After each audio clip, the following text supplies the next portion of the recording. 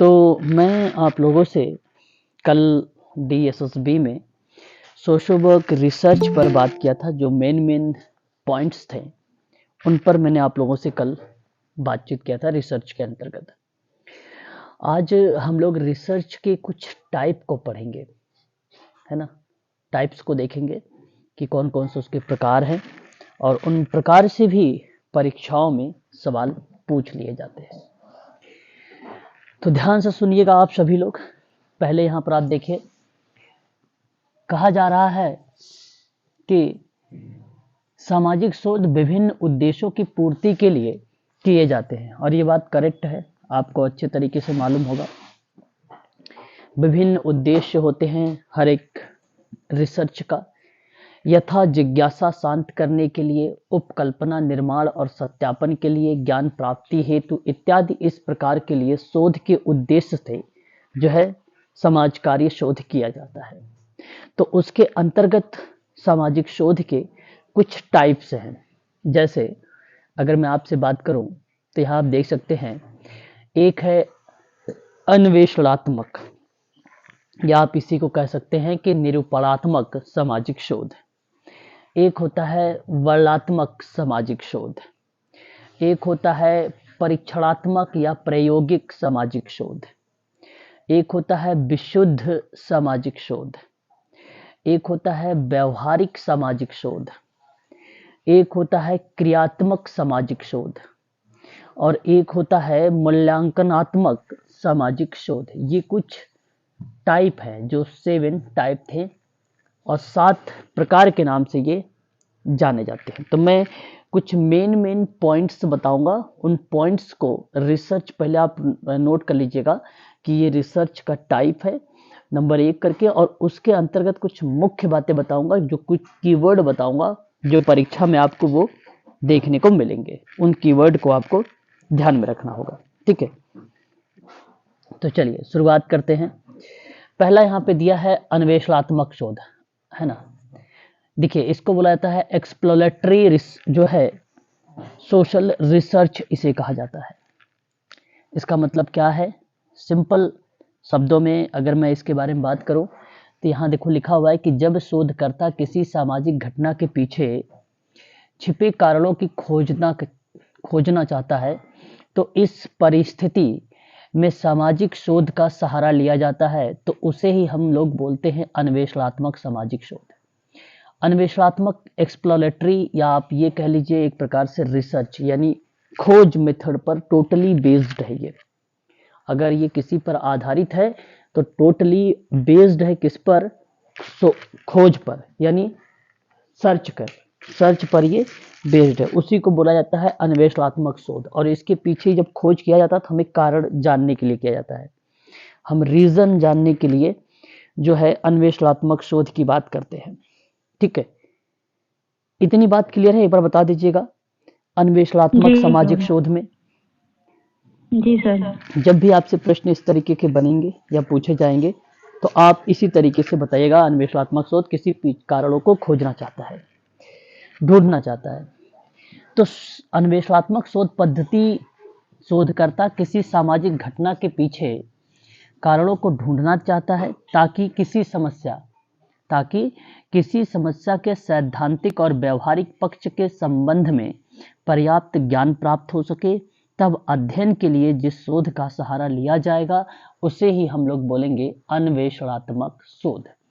तो इस अनुसंधान का संबंध प्राथमिक अनुसंधान से है, और जिसके अंतर्गत समस्या के विषय में प्राथमिक जानकारी प्राप्त करके भावी अध्ययन की आधारशिला निर्मित की जाती है। इसी शोध का प्रयोग तब किया जाता है जब शोधकर्ता किसी विषय के संबंध में कोई सूचना या साहित्य उपलब्ध नहीं होता है, तो यानी तथ्य को जानने का प्रयास करता है। ये चीज आप ध्यान रखिएगा, ठीक है। आगे बढ़ेंगे।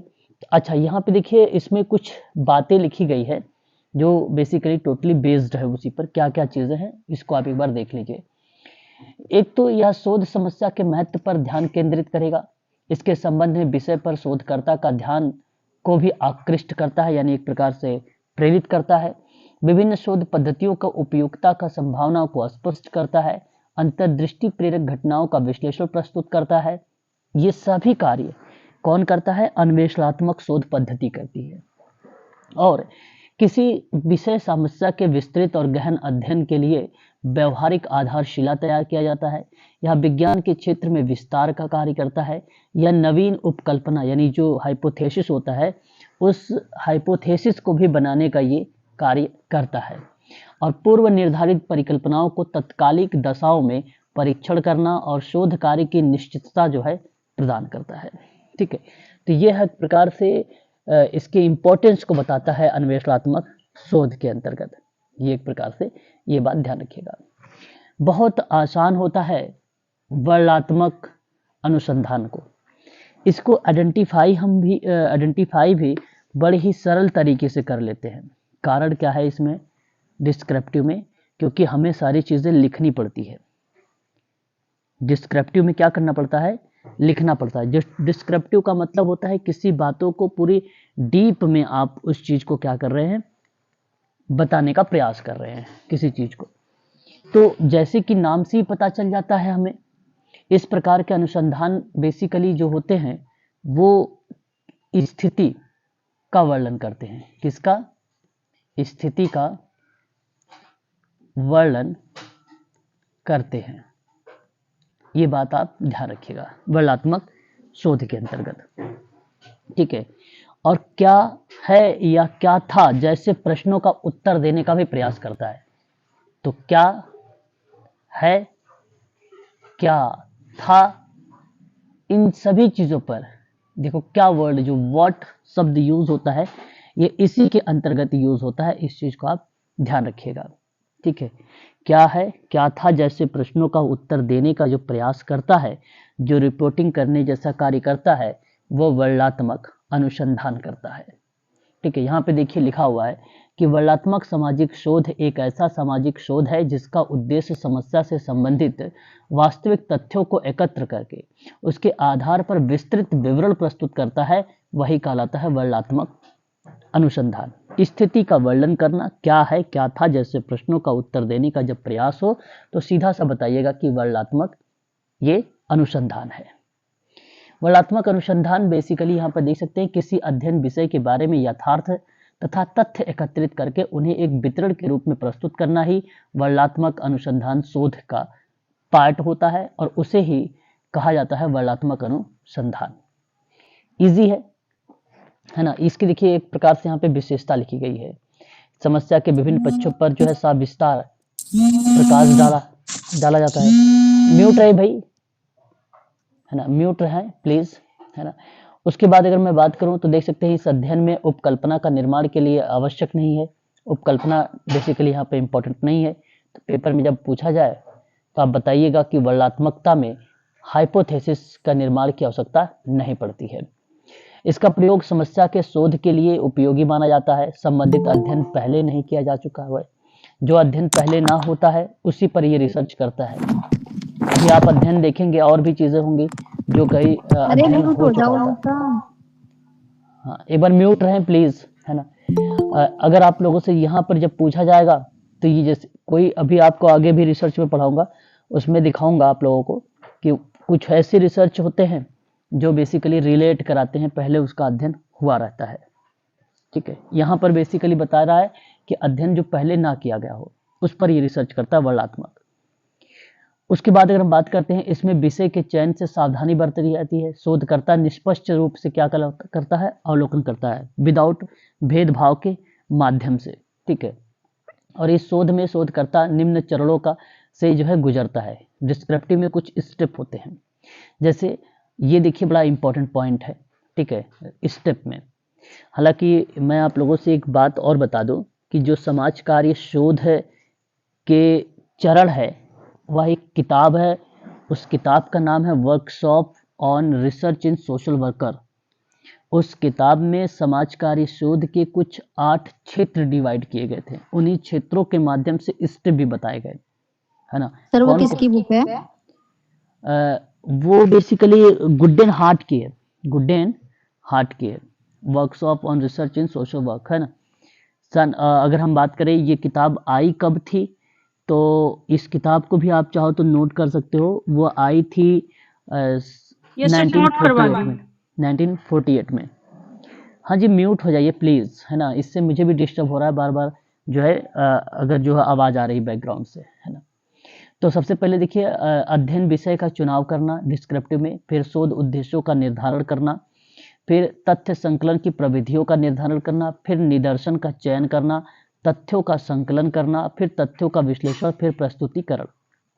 देखिए बेसिकली क्या है कि हमने अगर कोई क्लाइंट है, वो क्लाइंट जैसे ही आता है तो हम सबसे पहले क्या करते हैं, उसका जो समस्या है उस समस्या का चयन करता है। तो हम इस प्रकार से कह सकते हैं कि अध्ययन विषय का हमने चुनाव किया, फिर उसमें लगभग 10 लक्ष्य मिले या 10 गोल मिले। उन 10 गोलों में से आप अगर 1 या 2 गोल पे अगर आप कार्य कर रहे हैं तो इसको हम बोलते हैं शोध उद्देश्यों का निर्धारण हमने कर दिया। फिर आपने जब जो भी तथ्य उसके संबंध में जुटाए हैं, उन तथ्यों पर प्रविधियों का निर्धारण करेंगे कि ताकि मेथड लगाकर उस समस्या का आप समाधान कर सके।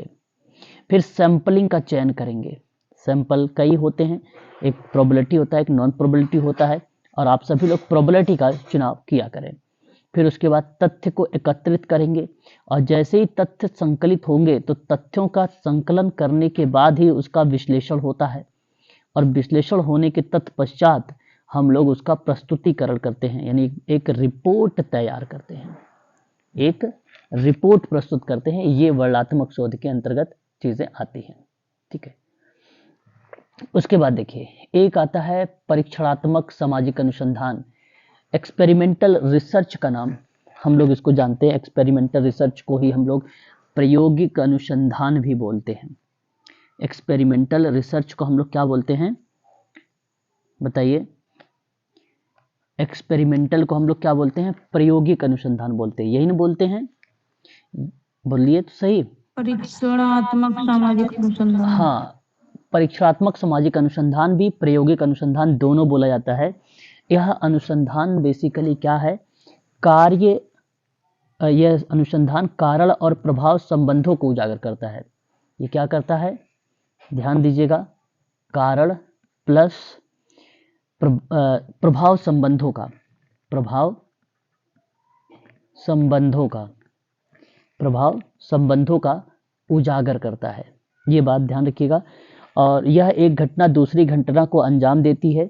जैसे धूम्रपान की वजह से फेफड़ा का कैंसर होना एक निश्चित कारण है और प्रभाव के संबंध को दर्शा रहा होता है ना।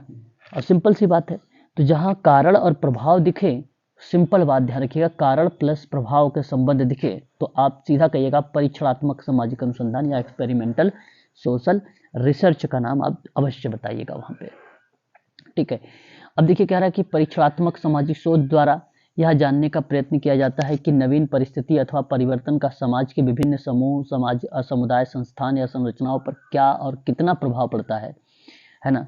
ये इसके बारे में बात करता है। सामाजिक घटना समस्या का उत्तरदायी कारकों के रूप में कुछ वेरिएबल्स को नियंत्रित भी करता है। इसके अंतर्गत ये भूमिकाएं आती है। इसमें 3 जो है कुछ टाइप्स बनते हैं, जैसे पश्चात परीक्षण है, पूर्व पश्चात परीक्षण है, और एक ऐतिहासिक है, और इसी को हम लोग कार्यांतर भी बोलते हैं। ऐतिहासिक को कार्यांतर भी कहा जाता है, ठीक है। अब देखिए परीक्षण, जो अगर हम बात करते हैं पश्चात परीक्षण, इसको बेसिकली क्या बोला जाता है, इसको कहा जाता है आफ्टर ओनली एक्सपेरिमेंटल, मतलब पश्चात परीक्षण। इसमें सबसे पहले लगभग समान विशेषताओं और समान प्रकृति वाले 2 समूह को चुन लिया जाता है, और इनमें से एक को नियंत्रित समूह को दूसरे को परीक्षणात्मक समूह के रूप में कहा जाता है। एक को नियंत्रित समूह, दूसरे को परीक्षणात्मक समूह कहा जाएगा। तो 2 समूह चुने पश्चात परीक्षण में, याद रखिएगा। एक को क्या कहेंगे आप, नियंत्रित समूह, और दूसरे कहेंगे परीक्षणात्मक समूह। नियंत्रित समूह जो होगा ना, वो किसी नवीन परिस्थिति या वेरिएबल की परिवर्तन लाने का प्रयत्न नहीं करता है। लेकिन जो परीक्षणात्मक समूह होगा ना, वो एक नवीन कारक की सहायता के रूप में परिवर्तन लाने का प्रयास करता है। यही पॉइंट आपको ध्यान रखना है, और यही स्पष्ट करेगा आपका पश्चात परीक्षण, जिसको हम बोलते हैं आफ्टर ओनली एक्सपेरिमेंट, ठीक है। उसके बाद देखिए दूसरा, बिफोर आफ्टर एक्सपेरिमेंटल, है ना। और अगर मैं आपसे बात करूं तो आप आसानी से बोल सकते हो कि पूर्व पश्चात परीक्षण। इस विधि के अंतर्गत अध्ययन के लिए केवल एक ही समूह का चुनाव किया जाता है, एक ही समूह का चुनाव किया जाता है, लेकिन इसका अध्ययन दो विभिन्न अवधियों में किया जाता है। देखिए, दो अवधि होगी, उन अवधि में बेसिकली इसका प्रयोग किया जाएगा। कैसे, समझिएगा थोड़ा सा। इस आधार पर पूर्व और पश्चात यानी बाद के अंतर को देखा जाता है। इसी में अंतर का परीक्षण अथवा उपचार और परिणाम मान लिया जाता है। उदाहरण के स्वरूप अगर बात करें, परिवार कल्याण प्रचार कार्य के प्रभाव को मापने से पहले या मापने के लिए पहले उस समूह का प्रचार से पूर्व प्रश्नावली द्वारा उसके बारे में गांव वालों को सूचना का संकलन किया जाना, यानी उनके डेटा को संकलित करना। तो बिफोर आफ्टर एक्सपेरिमेंटल, यह केवल एक ही समूह के लिए चुना जाएगा, दो समूह इसमें नहीं होंगे, लेकिन उसमें दो अवधि होगी, दो टाइम दिए रहेंगे।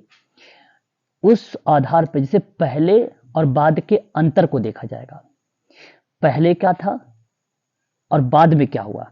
पहले मान लीजिए कोई समस्या थी, समस्या के साथ आया, बाद में ये परिवर्तन हुए, तो उस परिवर्तन यानी पहले के साथ साथ जो बाद की प्रक्रिया होगी उसको भी देखा जाता है। और इसी संबंध में हम लोग इसको क्या बोलते हैं, पूर्व पश्चात परीक्षण बोलते हैं। बस इतनी बात केवल ध्यान रखिएगा। दो टाइम दोनों वो क्या है कि क्लाइंट एक आया पहले और उसके बाद वाली प्रक्रिया में इसको जो है देखा जाता है। उसके बाद तीसरा आता है एक्स पोस्ट फैक्टो एक्सपेरिमेंट। ये बहुत फेमस है, एक्स पोस्ट फैक्टो। जानते हैं ये क्या है? एक्स पोस्ट फैक्टो एक्सपेरिमेंट, इसे हम रिसर्च भी कहते हैं, एक्स पोस्ट फैक्टो रिसर्च के नाम से भी जानते हैं। ये देखिए ना, एक कार्यांतर डिजाइन के रूप में जाना जाता है और इसी को एक अर्ध प्रयोगात्मक प्रकार भी कहा जाता है। इसका दो नाम है। इसी को हम लोग अगर बात करें तो हम बोल सकते हैं इसी को अर्ध, ठीक है, प्रयोगात्मक प्रकार, प्रयोगात्मक प्रकार बोलते हैं। ये बेसिकली प्रतिभागियों को रैंडम रूप से नहीं सौंपता है, बल्कि उसके द्वारा साझा की जाने वाली जो विशेष विशेषताएं होती हैं, जो लक्षण होते हैं, उनके आधार पर एक ग्रुप बनाता है। जैसे आप देख सकते हो, ऐतिहासिक घटना के अध्ययन हेतु इस विधि का प्रयोग होता है। पहली बात, अगर ऐतिहासिक कोई घटना की बात होगी तो एक्स पोस्ट फैक्टो की बात होगी। यदि कोई रैंडम रूप से, जब देखो प्रतिभागियों को रैंडम रूप से ना दिया जाए, प्रतिभागियों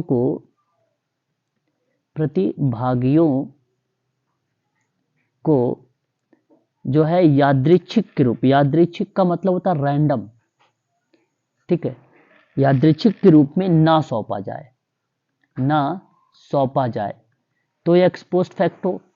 और इसमें विभिन्न आधारों पर प्राचीन अभिलेख, जैसे कि आप लोगों ने इतिहास वगैरह पढ़ते होंगे, वहां पे अभिलेख वगैरह, जैसे एरल अभिलेख में क्या मिला था, सती प्रथा मिला था।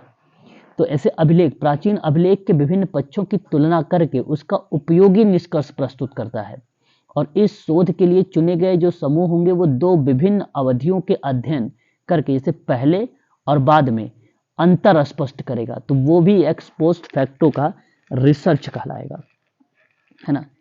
इसी को हम एक्स पोस्ट फैक्टो रिसर्च कहते हैं। एक प्रकार से आप ये भी कह सकते हो, ये वेरिएबल में परिवर्तन करने में असमर्थ होने के कारण शोधकर्ता किसी विशेष समूह को नैतिक रूप से प्रभावित नहीं करता है।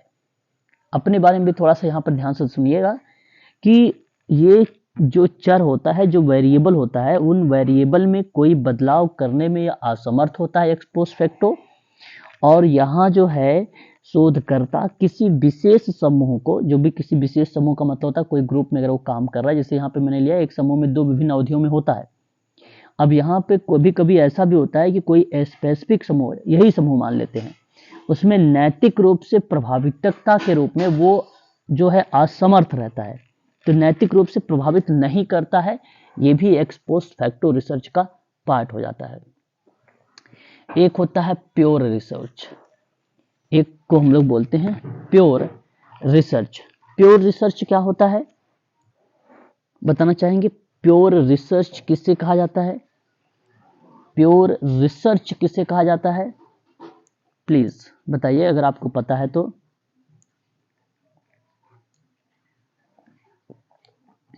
अरे भाई अगर नहीं पता है तो आप बताएंगे तो मैं बताऊंगा।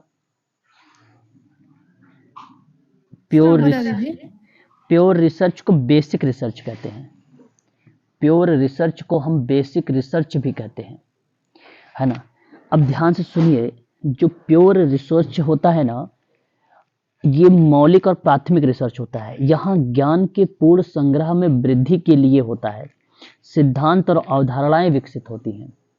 आप देख सकते हैं यहाँ पे कि जब उद्देश्य किसी घटना या समस्या का समाधान ढूंढना ना होकर उसके मध्य पाए जाने वाले कार्य कारण के संबंधों को समझकर विषय के संबंध में वर्तमान ज्ञान में वृद्धि कर रहा होता है, तब वह विशुद्ध रिसर्च या शोध का प्रयोग किया जाता है। विशुद्ध सामाजिक अनुसंधान का कार्य होता है नवीन ज्ञान की प्राप्ति करके ज्ञान का भंडार में वृद्धि करना और पुराने ज्ञान में क्या कर देना, संशोधन कर देना। वही कहलाता है प्योर रिसर्च कहलाता है। ये बात आप ध्यान रखिएगा, इसी को प्योर रिसर्च कहा जाता है, ध्यान रखिएगा इसको। यहाँ देखिए, नवीन ज्ञान की प्राप्ति, नवीन अवधारणाओं का प्रतिपादन करके अनुसंधान विधियों की जांच करना, कार्य कारण संबंधों को बताना, पूर्व ज्ञान और पुनः परीक्षण करना भी प्योर रिसर्च का पार्ट बन जाएगा। एक होता है अप्लाइड रिसर्च। अप्लाइड रिसर्च को व्यवहारिक अनुसंधान कहते हैं। देखिए, व्यवहारिक अनुसंधान में क्या होता है, ठीक है, व्यवहारिक अनुसंधान में क्या होता है कि विशिष्ट और व्यवहारिक समस्याओं का समाधान करने के लिए किया जाता है। यह नीति निर्धारण, प्रशासन, किसी घटना को समझने के लिए उपयोग में लाया जाता है और ये मौलिक अनुसंधान के आधार पर ही किया जाता है। मौलिक अनुसंधान का मतलब क्या होता है, प्योर रिसर्च के आधार पर ही किया जाएगा ये व्यवहारिक रिसर्च, ठीक है, ये प्योर रिसर्च के आधार पर ही होगा। तो व्यवहारिक शोध में स्वीकृति सिद्धांतों के आधार पर किसी घटना समस्या का इस प्रकार अध्ययन किया जाता है कि उसे एक व्यवहारिक समाधान के रूप में प्रस्तुत किया जा सके। उद्देश्य होता है कि सामाजिक समस्याओं के संबंध में नवीन ज्ञान प्राप्त करने के साथ साथ सामाजिक जीवन के अनेक पक्ष यथा शिक्षा, स्वास्थ्य, जनसंख्या, धर्म, आर्थिक, धार्मिक समस्याओं का वैज्ञानिक अध्ययन करना और उसके कार्य कारण संबंधों को तर्कसंगत व्याख्या प्रस्तुत करना व्यवहारिक रिसर्च का ये बेसिकली पार्ट होता है। देखो, दोनों में थोड़ा सा अंतर है। क्या है कारण? ये है कि जैसे मैंने कहा नवीन ज्ञान को प्राप्त करना, तो प्योर रिसर्च में भी आप पढ़ रहे थे, ठीक है। अब ध्यान से सुनिएगा, थोड़ा सा अंतर यहाँ पे है ना। मैंने यहाँ पर दो पार्ट लिए और इस पार्ट के अंतर्गत एक तरफ मैंने प्योर रिसर्च लिख दिया और दूसरी तरफ मैंने जो है अप्लाइड रिसर्च लिख दिया, ठीक है। ध्यान समझिएगा, जो प्योर रिसर्च होता है वो ज्ञान में वृद्धि करता है, ये बात आप जानते हैं, ज्ञान में वृद्धि करता है, लेकिन ये ना समस्या उन्मुख यानी समस्या को एक प्रकार से समाधान की प्रक्रिया में ले आता है, तो इसलिए समाधान उन्मुख होगा ये। दूसरा, खोज करता है, मैंने आपको भी बताया था वो प्योर रिसर्च में खोज या उसका आविष्कार करने की बात करता है, आविष्कार करने की बात करता है, ठीक है। लेकिन यहाँ अगर हम बात करेंगे तो ये प्रयुक्त होता है, ठीक है, मतलब वहाँ पे बेसिकली मेंशन ऑलरेडी बनी रहती है। दूसरी, मुख्यतः ये शैक्षणिक पे आधारित है, आप इसे कह सकते हो शैक्षणिक प्रक्रिया पर ये बेस्ड है। लेकिन यह जो परिप्रेक्ष्य बनता है अप्लाइड वाले में, ये वास्तविक स्थितियों में लागू होता है, जो रियल चीजें होती हैं वास्तविक स्थितियों में क्या होती है, ये स्थितियों में लागू होता है, स्थितियों में लागू होता है, लागू होता है, ठीक है। ये आप ध्यान रखेंगे।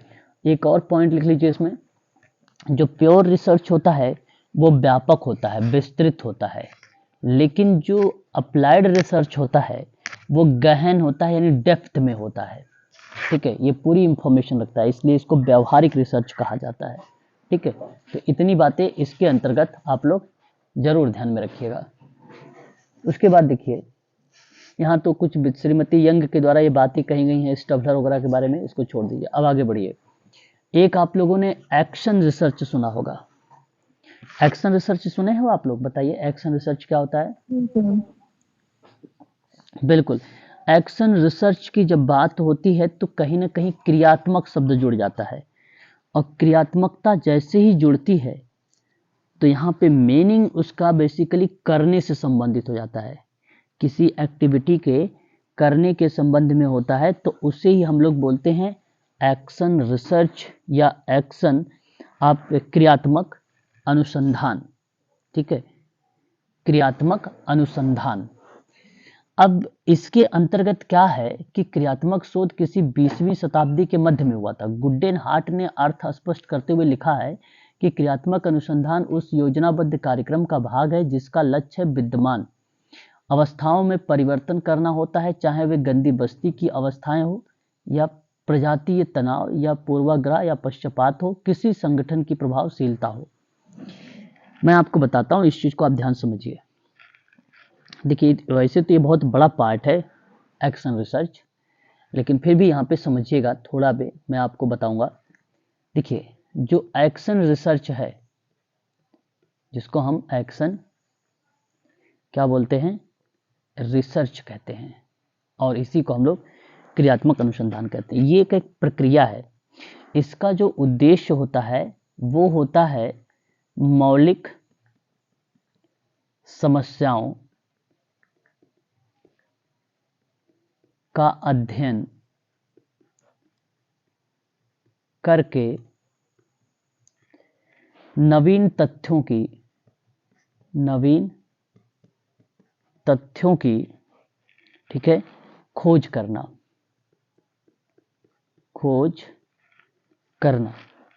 ठीक है, जीवन सत्य की स्थापना करना, जीवन सत्य की स्थापना करना, जीवन सत्य की स्थापना करना, नवीन सिद्धांतों को प्रतिपादन करना, नवीन सिद्धांतों का प्रतिपादन करना। समझ गए? बताइए, मौलिक समस्याओं का अध्ययन करने में नवीन तथ्यों की खोज करना है, नवीन सत्य की स्थापना करनी है, नवीन सिद्धांतों का प्रतिपादन करना है। यही क्रियात्मक अनुसंधान होता है ना। इसके द्वारा मानव ज्ञान में वृद्धि की जाती है। अनुसंधानकर्ता जो है विद्यालय के शिक्षक, प्रधानाध्यापक, प्रबंधक और निरीक्षक स्वयं होते हैं। अनुसंधानकर्ता इसमें कौन होता है बताइए? अनुसंधानकर्ता कौन होता है? अध्यापक हो सकता है, प्रिंसिपल्स हो सकता है, टीचर हो सकता है, मैनेजमेंट हो सकता है। ठीक है, वो बेसिकली इसकी एक भूमिका निभाता है। ठीक है, ये बात आप ध्यान में जरूर रखिएगा। सर थोड़ा सा सेकंड पॉइंट बताइए ना। क्या सेकंड पॉइंट बताऊं इसके जीवन सत्य की स्थापना करना। हाँ, जीवन सत्य की स्थापना करने के मतलब यहाँ जो दर्शाया जा रहा है सत्य की स्थापना करना, कि जो वास्तविकता है, जो व्यक्ति की वास्तविकता है, उस चीज की बात करता है। यहाँ आप चाहो तो ऑब्लिक करके वास्तविकता लिख लीजिए। अब आपकी वास्तविकता क्या है, सत्य क्या है, उस चीज की बात करता है जीवन सत्य की स्थापना। जी सर, क्लियर। ठीक है, अब मैं आपको अगर बात करूं, एक पॉइंट आप एक लाइन में लिख लीजिए कि अगर बाय द वे आपसे कोई पूछे तो आप क्या बताओगे। ठीक है, क्या बताओगे कि यह एक्शन रिसर्च है। सिंपल शब्दों में आप बोलिएगा, उनसे कहिएगा कि क्रियात्मक अनुसंधान, क्या बोलेंगे, क्रियात्मक अनुसंधान व्यवस्थित, अब जाहिर सी बात है रिसर्च है तो कोई काम व्यवस्थित ही होगा, व्यवस्थित खोज की क्रिया है, व्यवस्थित खोज की क्रिया है। ऐसे बनाकर भी आप लोग लिख सकते हो, क्रिया है जिसका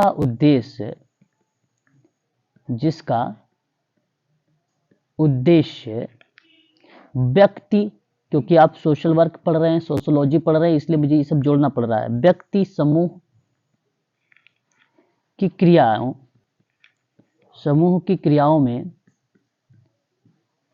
में रचनात्मक सुधार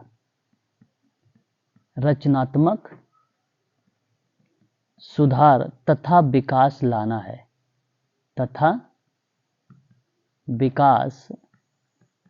लाना है।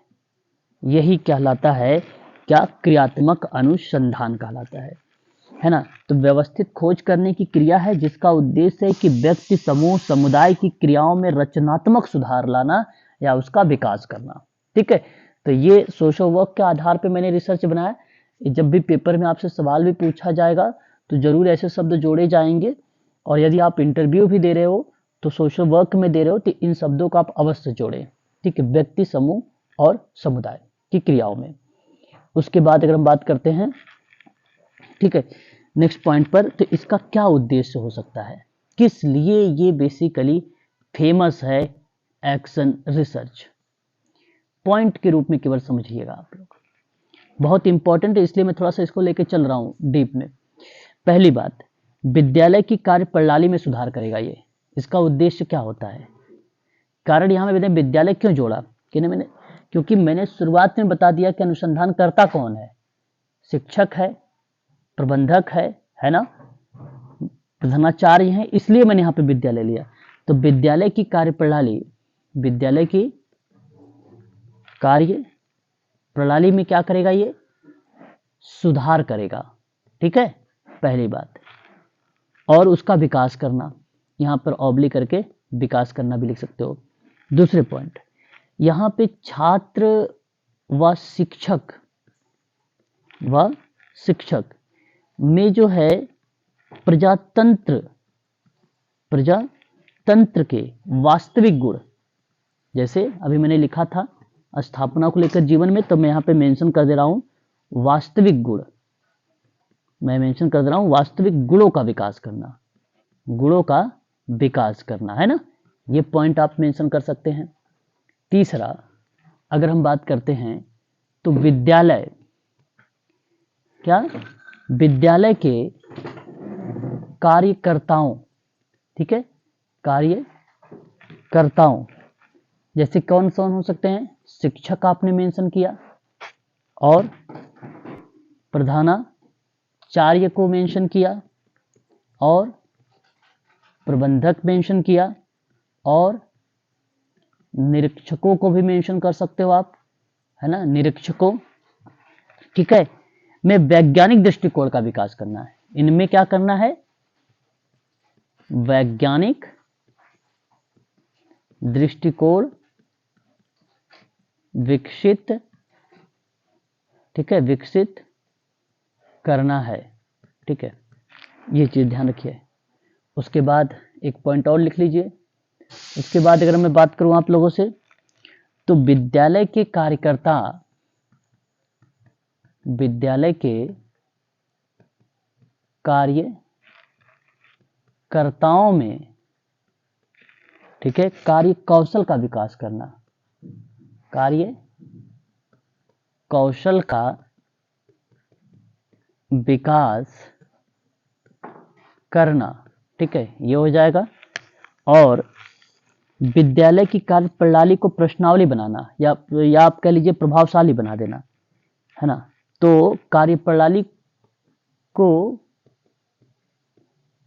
प्रभावशाली बनाना, प्रभावशाली बनाना, ठीक है, ये चीज आप मेंशन कर सकते हैं, ठीक है। इसके लिए इसके कुछ चरण होते हैं, एक्शन रिसर्च के क्या होते हैं, कुछ स्टेप होते हैं, ठीक है, स्टेप होते हैं कुछ एक्शन रिसर्च के। समस्या का चयन होगा, पहले समस्या का चयन किया जाता है, ये हर स्टेप में पहले यही होता है। फिर उसके बाद क्या होता है, उपकल्पना का निर्माण होता है। फिर उसके बाद क्या होता है, तथ्य संग्रहित किया जाता है। फिर उसके बाद क्या होता है, तथ्य संग्रह की विधियां आप कर लीजिए, पहले आप विधि लगा लीजिए, विधि के बाद आप तथ्य को संग्रहित कर लीजिए, या आप संकलन लिख लीजिए। और जब संकलन तथ्य को कर लोगे तो फिर क्या करोगे, बताओ, तथ्य का क्या करोगे, विश्लेषण करेंगे भाई, हाँ, विश्लेषण करेंगे, हाँ, तथ्य में ब्रैकेट में लिख दिया। छठे नंबर पे अगर हम बात करते हैं तो हम तथ्यों पर आधार पर ही क्या निकालते हैं, निष्कर्ष निकालते हैं या मूल्यांकन। और उसके बाद हम क्या करेंगे, सत्यापन करेंगे, और फिर परिणामों का सूचना बनाएंगे, या परिणामों की सूचना, रिपोर्ट, परिणामों की रिपोर्ट देना। हाँ, तो ये तो बेसिकली मैंने आपको वो बताया है जो एक्शन रिसर्च के स्टेप थे, ये स्टेप ऑफ एक्शन रिसर्च थे, ठीक है, इनके बारे में मैंने आपसे जिक्र किया यहाँ पे। अब जैसे मैंने आपसे एक एक करके थोड़ा थोड़ा सा एक एक लाइन बता भी देता हूँ क्या क्या चीज़ें होती हैं, ताकि आप आसानी से समझ सकें। जैसे मैंने क्या लिखा, मैंने पहले स्टेप में लिखा समस्या का चयन। आप चाहो तो इसको ये भी बोल सकते हो कि समस्या का ज्ञान भी बोल सकते हो। तो क्रियात्मक अनुसंधान का पहला सोपान जैसे विद्यालय में उपस्थित होने वाली समस्या की भली भांति तरीके से हमें समझना पड़ेगा, है कि नहीं। यह तभी संभव होगा जब विद्यालय के शिक्षक और प्रधानाध्यापक, प्रधानाचार्य आदि उनके संबंध में अपने विचार व्यक्त करें। ऐसा करके ही वे वास्तविक समस्या को समझ पाएंगे, है ना। उस कार्य को आगे ले जा सकते हैं और उस कार्यों को आगे हम उसमें सुधार भी कर सकते हैं। दूसरा आता है उपकल्पना, यानी आप ये कह लीजिए कि कार्य के लिए प्रस्तावों का विचार या विमर्श करना एक प्रकार से। हालांकि आप जब किसी समस्या को भली भांति तरीके से समझ जाते हो तो उस पर हमें विचार करना चाहिए, है ना। जब आप विचार करोगे तो समस्या समाधान करने के लिए योजना का चयन करोगे, तो हाइपोथेसिस का निर्माण होगा। तो समस्या समाधान करने के लिए अपनाई गई जो योजना है, जो योजना का परीक्षण है, जो योजना द्वारा प्राप्त किया गया जो उद्देश्य है, वो सभी हाइपोथेसिस का निर्माण करेंगे। फिर तथ्य संग्रहण के कुछ विधियां होती हैं, जैसे सोशल एक्शन रिसर्च के ये इस स्टेप में तथ्य और प्रमाण को संग्रहित करने की विधियां में हम क्या करते हैं, एक अनुमान लगाते हैं या एक अनुमान लगाया जाता है कि योजना का क्या प्रभाव पड़ रहा है। कोई प्लान अगर आप कर रहे हो तो उस पर क्या प्रभाव पड़ रहा है। तो मेथड्स कई हैं सोशल वर्क में, या आप सैम्पलिंग वगैरह हैं, बहुत सारी चीज़ें हैं, उसको आप किस तरीके से लागू कर रहे हो। तो इसलिए आप वहाँ पे तथ्य संग्रह, कोई डेटा लेना है ना, तो जैसे हमने क्या किया, प्रश्नावली विधि को फॉलो कर लिया, हमने अनुसूची को फॉलो कर लिया, ये मेथड्स हैं, इन विधियों को फॉलो किया तो हमें डेटा मिले, तो हमको क्या मिले, डेटा मिले, तो उन डेटा के आधार पे आपको लगाना है। फिर डेटा में हमें क्या करना है, संकलन। संकलन का मतलब क्या होता है कि मान लीजिए उसकी निश्चित की गई कोई जो योजना थी, उसकी सफलता असफलता के संबंध में प्रमाण या तथ्यों को संकलन करना, या योजना से संबंधित सभी व्यक्ति तथ्य को संग्रहित करेंगे, समय समय पर एकत्र होकर तथ्यों के विषय में विचार विमर्श करेंगे और उसके आधार पर ही योजना का निर्माण होगा या उसमें परिवर्तन भी उसी के आधार पर होगा, संकलन में भी, ठीक है। उसके बाद देखिए विश्लेषण, जैसे तथ्य मिल गए तो उसके बाद आप क्या कर दीजिए, उसका विश्लेषण कर दीजिए, अलग अलग भागों में उसको बांट दीजिए, उसको बोलते हैं विश्लेषण करना। फिर तथ्यों को जैसे ही आपने प्रमाण के आधार पे जैसे ही आपने उसको अलग अलग तरीके से डिवाइड कर दिया, तो उसके संग्रह करने के बाद उस पर आप प्रमाणों के संबंध में निष्कर्ष निकालिए, है ना। निष्कर्ष क्या निकला, और निष्कर्ष निकलने के बाद दूसरे व्यक्तियों के परिणामों की सूचना या उसके सत्यापन पर भी हम बात करते हैं, है ना। अंतिम सोपान में दूसरे व्यक्तियों की योजना के परिणाम हमें देखना पड़ेगा, वो सत्यापित करना पड़ेगा ना कि ये सत्य बात है, पुराने तथ्यों में ये था, नए तथ्य में ये आ गया, आपने सत्यापित कर दिया। फिर उसके बाद आप क्या करें, वहाँ पे अंतिम सोपान में उसके परिणामों को सूचना दें, यानी एक प्रकार से रिपोर्टिंग वगैरह करें, जो भी चीज़ें इसके अंतर्गत आती है। तो ये था आपका जो है एक्शन रिसर्च। इस तरीके से एक्शन रिसर्च जो होता है, ठीक है। यहाँ नीचे आपको सारी विशेषताएं वगैरह मिल जाएंगी। उसके बाद देखिए एक रिसर्च आता है, उसको हम लोग बोलते हैं मूल्यांकन अनुसंधान, या आप ऐसे भी कह सकते हो कि इवैल्यूएटिव जो है रिसर्च भी बोल सकते हो। देखिए नाम से ही स्पष्ट है, कहीं ना कहीं आप इस रिसर्च में अगर मैं बात करूं तो एक विशेष पद्धति के बजाय अनुसंधान उद्देश्य को संदर्भित करता है। हमें पता चलता है ना कि भाई मूल्यांकन में करते भाई कितना खर्च हुआ, समय कितना लगा, धन कितना लगा, प्रयास कितना किया, रिसोर्सेज कितना लगा, उसकी योग्यता क्या रही, ये सभी चीज़ें जो हम मूल्यांकन करते हैं। एक प्रकार से आप प्रत्यक्ष मूल्यांकन भी कर सकते हैं, ठीक है, सर्वे भी कर सकते हैं, रिकॉर्ड भी रख सकते हैं, डेटा संग्रहित कर सकते हैं। उन चीज़ों के परिप्रेक्ष्य में हम क्या करते हैं, इसको इवैल्यूएट करते हैं, कितना सफल हुआ, कितना सफल नहीं हुआ, इन सभी चीज़ों पर बात करते हैं। तो देखिए कुछ निश्चित क्षेत्रों में जो है समग्र आकार को ध्यान में रखते हुए प्रतिदर्श को चुनाव होता है। प्रतिदर्श चुनने के बाद संबंधित इकाई का अवलोकन होगा, साक्षात्कार और निरीक्षण होगा। मूल्यांकन अनुसूची का भी उपयोग होता है। अनुसूची बेसिकली क्या होता है कि जैसे मैंने कोई क्वेश्चंस पहले बना दिया है ना, मैंने कहा कि आप मेरे पीपीटी से जो है मेरे पीपीटी से आप लोगों को क्या लाभ मिला, है ना, क्या लाभ मिला।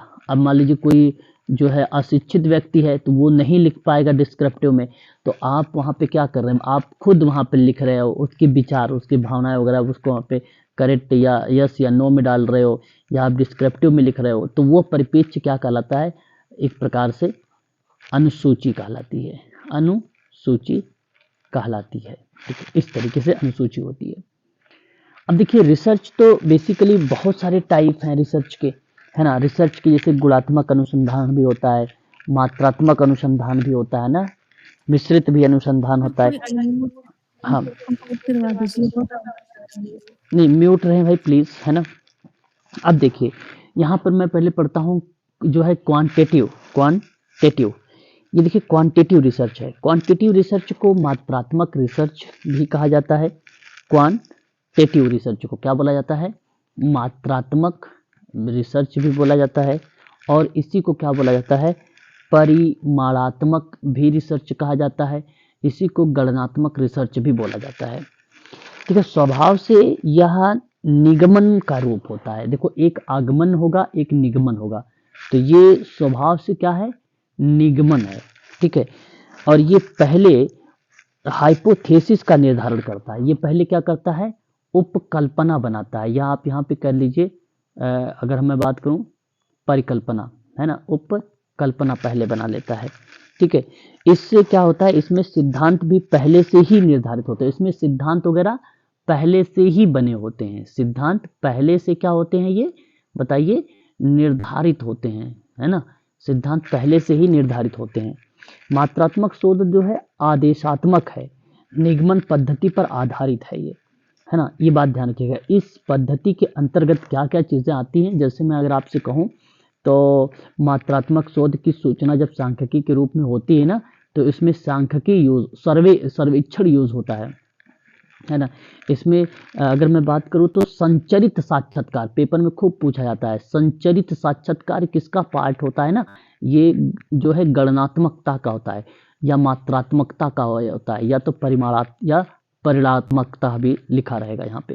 ठीक है, तो संचरित साक्षात्कार हो गया, और सर्वेक्षण हो गया, और उसके बाद अवलोकन हो गया, अवलोकन भी इसी का पार्ट है। उसके बाद अभिलेख भी इसी का पार्ट है। उसके बाद रिपोर्ट की समीक्षा करना भी इसी का पार्ट हो जाता है। ठीक है, यह बात, इतनी बातें याद रखिएगा, ये एग्जाम्पल है जो क्वांटिटेटिव के पार्ट में आते हैं।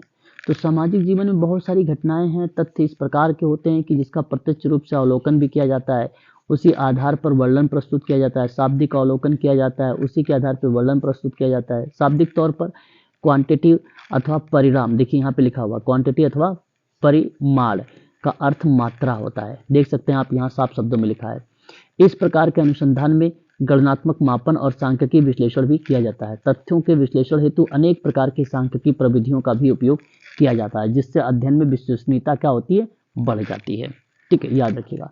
अब देखिए एक होता है गुणात्मकता में, अब इसका अपोजिट कर दीजिएगा, वहां पर क्या था, निगमन था, तो यहाँ पे क्या बन जाएगा, यहाँ पर क्या बन जाएगा, आगमन बन जाएगा, हाँ, यहाँ पे आगमन बन जाएगा। ठीक है सर, ये आप इवैल्यूएटिव रिसर्च की ही टाइप पढ़ रहे हैं ना, किसका, मूल्यांकन अनुसंधान की ही टाइप है ना ये? नहीं, ये तो अब अलग पार्ट आ गया ना, अब ये अलग पार्ट है ना, ये तो मैंने अलग बात कर रहा हूँ, मूल्यांकन का पार्ट नहीं है। अब जैसे देखो गुणात्मकता, यहाँ पे देखिए गुणात्मकता का अनुसंधान है, क्वालिटेटिव है, तो क्वालिटेटिव में क्या बनेगा, ये आगमन बन जाएगा, पहली बात, वो निगमन पे था। अच्छा, दूसरी चीज वहाँ पे देखिए पहले से क्या था, पहले उपकल्पना निर्धारित होती थी, यहाँ उपकल्पना निर्धारित नहीं होगी, उपकल्पना क्या होगी, निर्धारित नहीं होगी। अच्छा, वहां पर आपने कहा कि पहले से ही सिद्धांत थे निर्धारित कर गए, यहाँ पे पहले सिद्धांत निर्धारित नहीं होंगे, पहले से सिद्धांत निर्धारित नहीं होंगे। ठीक है, ये बात ध्यान रखिएगा। आपको बता दो, मानव व्यवहार को गणित के सूत्रों में नहीं बांधा जा सकता है। गुणात्मकता मुख्य उद्देश्य मानव व्यवहार जो है नियंत्रित करने वाले कारणों को गहराई से समझना पड़ता है। अब मैंने कहा कि आप गुणों के आधार पर विचार कर रहे हैं, देखो वहाँ ये जो था आपका जो था मात्रात्मकता वाला, वो संख्या पर बेस्ड था, है ना, ये क्या था, क्वांटिटी थी, तो यहाँ पे संख्या आता है, नंबर आता है, नंबर पे ये बेस्ड था। लेकिन यहाँ क्वालिटी पर बेस्ड होगा, यानी उसके गुण पर बेस्ड होगा, यानी उसकी क्वालिटी यानी उसके गुणों पर आधारित होगा ये। तो देखिए क्या लिखा हुआ है कि अनुसंधान में गुणात्मक विशेषता जैसे आचार विचार मनोवृत्ति, देखिए अब देखिए ये सब शब्द क्या है, ये सब गुण पर है, क्वालिटी पर है, मानव व्यवहार विश्वास आदि अध्ययन का निष्कर्ष का प्रतिपादन किया जाता है और इसका उद्देश्य व्यक्तियों के गुणों का विश्लेषण करता है। ठीक है, व्यक्तियों के गुणों का विश्लेषण करता है। अब देखिए यही अनुसंधान कई प्रकार के हैं। इसी अनुसंधान को अगर हम बात करें जो है कई टाइप, कौन मैं किसकी बात कर रहा हूँ, मैं बात कर रहा हूँ गुणात्मक अनुसंधान की। अब गुणात्मक अनुसंधान में या शोध में कई टाइप बनते हैं, जैसे में आपको पता होना चाहिए। नंबर 1, समूह केंद्रित एक अनुसंधान होता है। समूह केंद्रित अनुसंधान को हम लोग क्या बोलते हैं, बताइए? फोकस ग्रुप रिसर्च बोलते हैं, बिल्कुल। अब ये देखिए इसका मतलब क्या है कि इस विधि में शोधकर्ता यानी आप एक साथ कुछ व्यक्तियों के समूह को किसी विषय वस्तु पर चर्चा कर रहे हो, तो वह एकत्रित करते हो या समूह के सदस्य की संख्या कम रखते हो ताकि सदस्य स्वयं अधिक स्वतंत्र हो सके और उस कार्य को सफल कर सके। तो यानी इसलिए जब संख्या वगैरह कम होती है तभी हम ग्रुप केंद्रित कर पाएंगे, अदरवाइज नहीं कर पाएंगे। तो ये टोटली बेस्ड होता है। दूसरा एक होता है डायरेक्ट अवलोकन, जिसको हम लोग क्या बोलते हैं, प्रत्यक्ष अवलोकन बोलते हैं।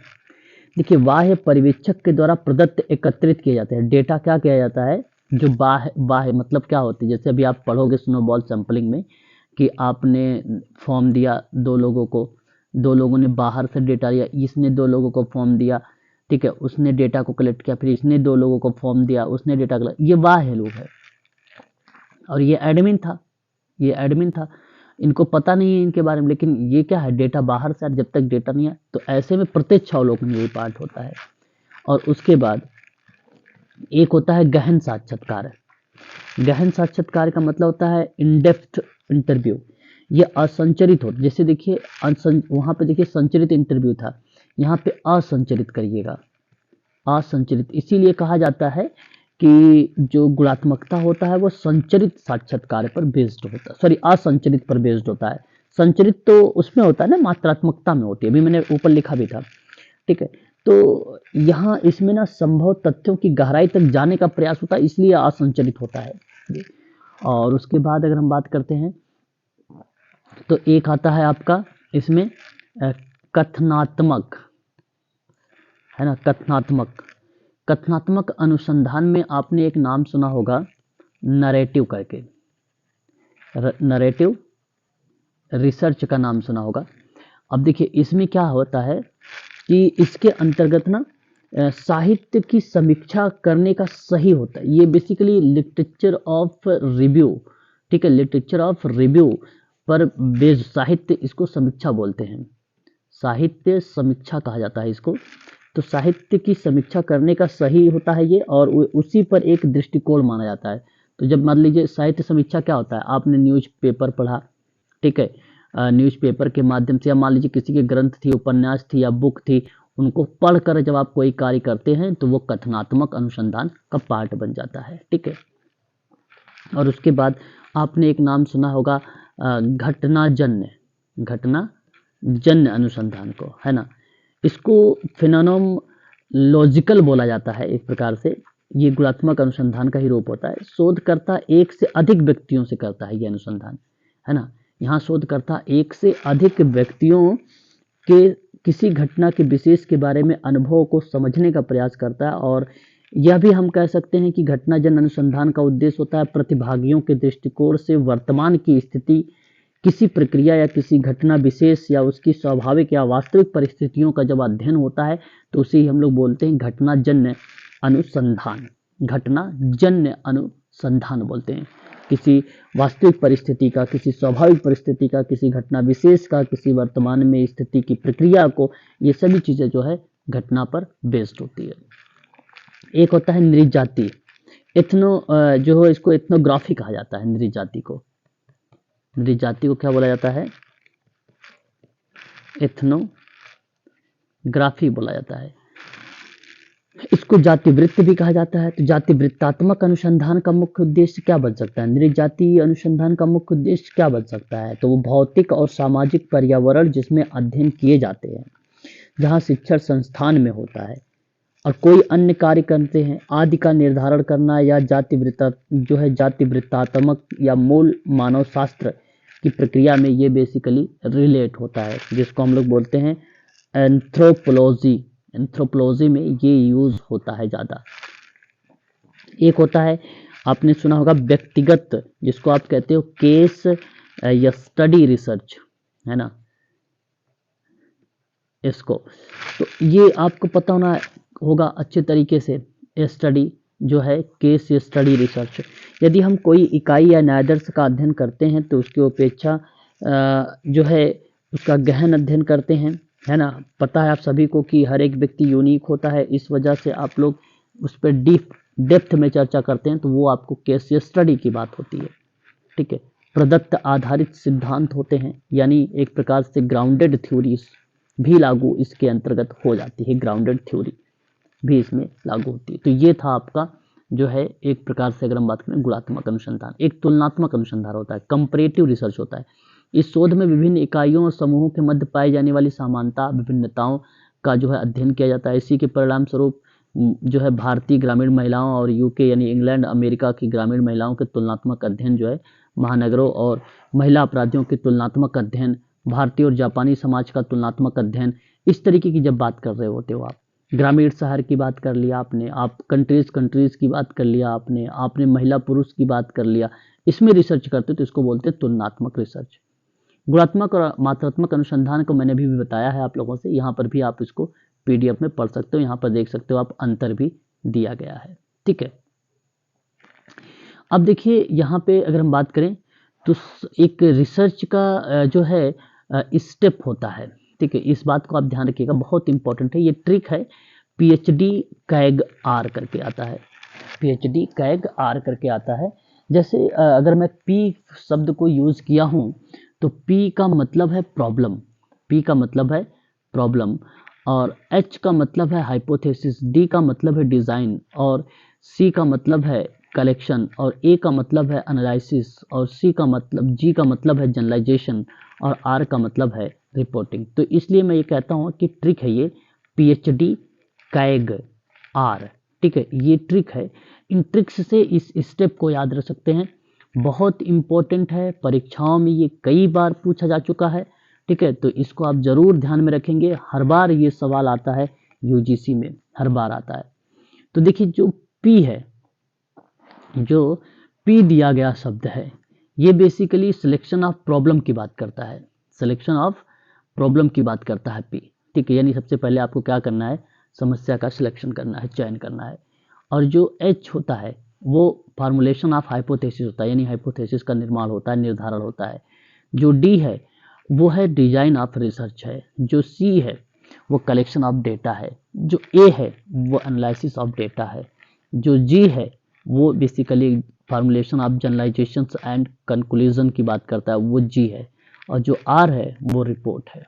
तो ये PhD कह गए। अच्छा, एक बात और याद रखिएगा, यहाँ देख रहे हैं आप जो है हाइपोथेसिस और ऊपर देख रहे हैं आप प्रॉब्लम, इन दोनों के बीच में एक और चीज़ आती है और उसको हम लोग बोलते हैं लिटरेचर ऑफ रिव्यू बोलते हैं, है ना, लिटरेचर ऑफ रिव्यू। इसी को हम लोग बोलते हैं साहित्य समीक्षा कहते हैं। क्या कहते हैं इसको हम लोग? साहित्य समीक्षा कहते हैं। इसके बीच में आता है, तो कभी कभी ये पेपर में आ जाता है साहित्य समीक्षा, है ना, तो इसको भी आप ध्यान में रखेंगे, तो उसको आप गलत नहीं करेंगे, ठीक है, इसको बीच में ही लगाएंगे आप लोग, ठीक है। अब देखिए यहाँ पे समाज कार्य में कुछ विद्वानों ने अलग अलग तरीके से रिसर्च की स्टेप को बताए हैं। जैसे यहाँ पर अगर हम बात करें, डॉक्टर एच के कपिल महोदय ने एक किताब लिखा सामाजिक अनुसंधान की विधियाँ, और उसमें भी इन्होंने जो है कुछ 15 या 14 इन्होंने जो है स्टेप बताए। विषय का चयन, फिर संबंधित साहित्य का सर्वेक्षण, अध्ययन की समस्या का उठाना। ये सब उतना इम्पोर्टेंट नहीं है, मैं ये कहूँगा कि इम्पोर्टेंट के रूप में मत रखिएगा, बट एक बार इसको देख लीजिए। लेकिन जो PhD कैग था, PhD कैग आर, ये बहुत इंपॉर्टेंट है, ठीक है। समस्या का युक्ति संगत आधारण प्रस्तुत करना, ठीक है, अध्ययन संबंधित अवधारणा या निर्मितों को स्पष्ट रूप से परिभाषित करना, ठीक है। फिर उसके बाद अगर हम बात करते हैं तो अध्ययन के उद्देश्यों को बताना, फिर अध्ययन के क्षेत्र में सीमाबद्ध करना, अध्ययन के लिए अथवा एक से अधिक परिकल्पना का रचना करना, फिर अभिकल्प विधि तंत्र के चयन करना, फिर प्रतिदर्श प्रक्रिया की व्याख्या करना, आंकड़ों का संकलन करना, फिर आंकड़ों का व्यवस्थापन या विश्लेषण करना, फिर परिकल्पना का सत्यापन करना, फिर उसके बाद निष्कर्ष तथा सामान्यीकरण करना, लास्ट में क्या आ जाता है, प्रतिवेदन प्रस्तुत करना हो जाता है, ठीक है। ये है। बाकी यहाँ पर जो है सभी के बारे में एक एक स्टेप के बारे में मैंने मेंशन कर रखा, आप यहाँ से पढ़ सकते हैं, ठीक है।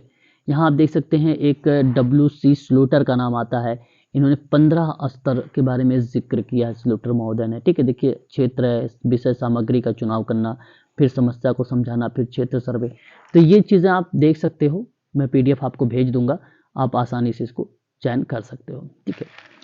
अगला पॉइंट है हमारे सामने सैंपलिंग। सैंपलिंग को हम लोग प्रतिदर्श भी बोलते हैं, नमूना भी बोलते हैं, और साथ ही साथ अगर मैं आपसे बात करूं तो इसी को ही न्यायदर्श कहते हैं। देखिए अगर मैं आपसे बात करूं कि किसी भी शोध की प्रक्रिया में न्यायदर्श करना अच्छी बात नहीं होती है। यदि आप शोध में न्यायदर्श करते हैं तो आपके लिए एक प्रकार की मजबूरी होती है, ठीक है, सैंपलिंग लगाने के लिए मजबूरी बनती है। तो बेसिकली जब किसी चीज़ों को आप ज़बरदस्ती चीज़ें करते हैं तो वहाँ पर विश्वसनीयता क्या हो जाती है, घट जाती है। और सैंपलिंग लगाएंगे तो कारण क्या था कि सैंपलिंग लगाने का रीज़न यही था कि कार्य सही तरीके से हो, और जब कार्य आप सही तरीके से नहीं कर पाते हैं तो वहाँ पर इसका मतलब सैंपलिंग लगा दे तो वहाँ पर विश्वसनीयता घट गई आपकी, तो न्यायादर्श चुनने में विश्वसनीयता कम हो जाती है। पेपर में सवाल बनता है, ठीक है, कि न्यायादर्श चुनने में क्या कारण होता है जिसकी वजह से समस्याएं हमें देखने को मिल जाती है या वास्तविकता के रूप में उभर के सामने आती है। तो ऑप्शन में लिखा रहता है एक तरफ वैधता, विश्वसनीयता, ऐसे शब्द यूज होते हैं। तो जब न्यायादर्श लगा रहे और ऑप्शन में रहे उस तरीके के विश्वसनीयता जैसा शब्द, तो विश्वसनीयता क्या होती है, कम होती है जब भी आप इसको लगाएंगे। ये आप नोट कर लो, मैं यहाँ पे एक लाइन में लिख भी देता हूँ, न्यायादर्श चुनने से होगा ना, न्यायादर्श चुनने से, ठीक है, विश्वसनीयता, ठीक है, इसको आप नोट कर लीजिएगा, विश्वसनीयता कम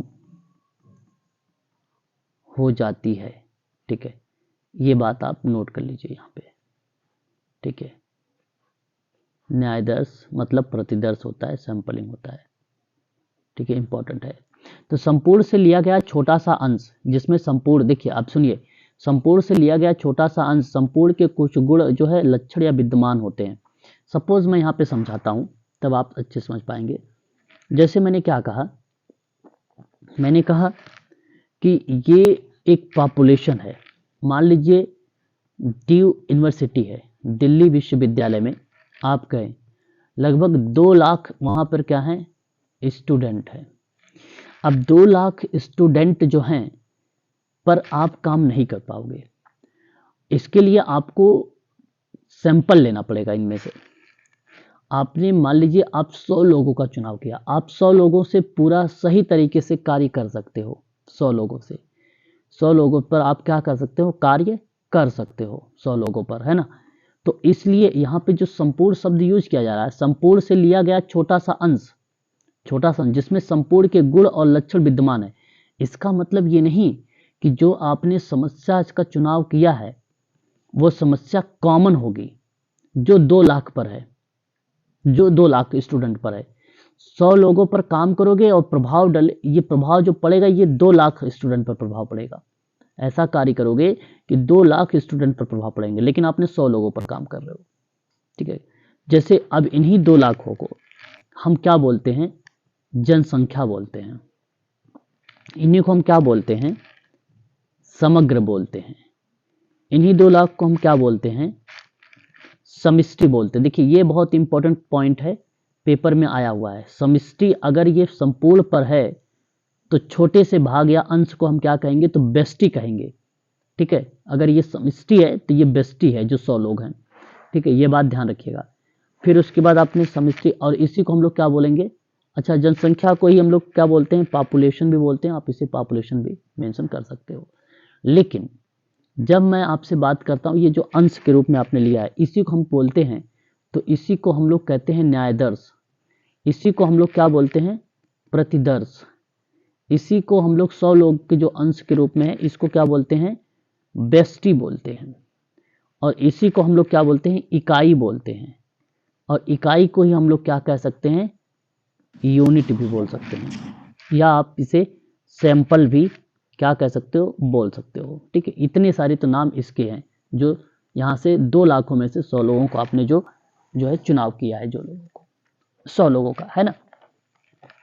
बात समझ में आ रही है? बताइए। अब सपोज मान लीजिए मैं आपसे ये कह रहा हूं कि पूरे भारत में, ठीक है, मतलब मान चलिए 130 करोड़ जनसंख्या है ना, और 1.3 करोड़ भारत की जनसंख्या, ये आपने पूरे भारत पर रिसर्च कर रहे हैं। ठीक है, सपोज मैंने एक एग्जांपल दे रहा हूं।